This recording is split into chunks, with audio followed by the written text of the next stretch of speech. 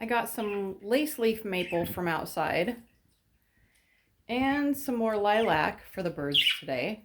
I just put them up here and they're kind of peeking at them, but not really going at it yet.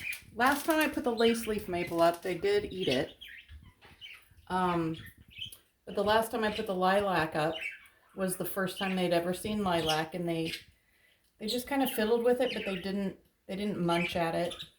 So we'll see if they go for this.